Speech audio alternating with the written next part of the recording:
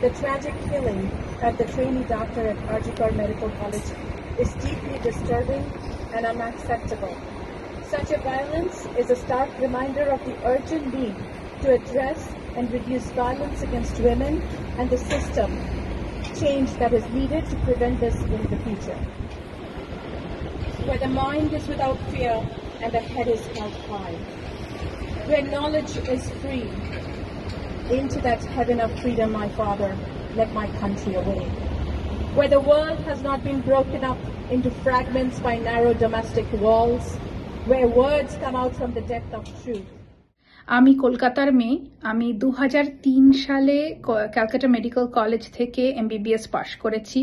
এই যে রিসেন্ট ইনসিডেন্টটা হয়েছে আরজিকর মেডিকেল কলেজে, এটা যে কি একটা অভাবনীয় একটা ইনসিডেন্ট, যে আমরা সবাই একদম শকড বিয়ন্ড ওয়ার্ডস। আমরা সবাই ইন দ্য মেডিকেল কমিউনিটি আমরা একমত যে এইরকম একটা ইনসিডেন্ট কোনোদিন কারোর সাথে কোথাও হওয়া উচিত নয়, সে ডাক্তার হোক কি না।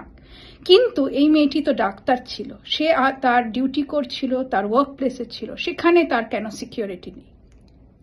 আমরা হিউস্টনের বাসিন্দা, আমরা হিউস্টনে একটা পিস ভিজিল করেছিলাম সব ডাক্তাররা মিলে টেক্সাস মেডিকেল সেন্টারে। অনেকে এসছেন, অনেকে সাপোর্ট করেছেন, আমাদের খুবই ভালো লেগেছে যে এটা একটা গ্লোবাল ইস্যু, একটা ইন্টারন্যাশনাল ইস্যু হয়ে দাঁড়িয়েছে। আমার একটাই আবেদন, ইন্ডিয়ার অ্যাডমিনিস্ট্রেশন, ওয়েস্ট বেঙ্গলের অ্যাডমিনিস্ট্রেশন, জুডিশিয়ারি, পুলিশ, আপনারা প্লিজ দেরি করবেন না। যারা কালপ্রিট তাদের শাস্তি দিন, তারা যেন